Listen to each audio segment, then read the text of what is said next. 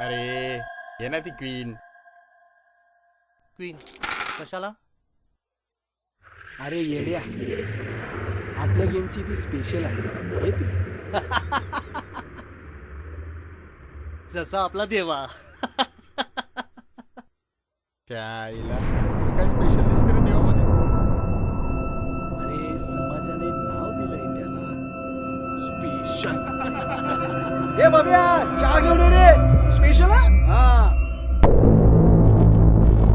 त्या आईला तो देवाचा नसताना आपल्या गल्लीत तर आपला टाइमपासच झाला नसता.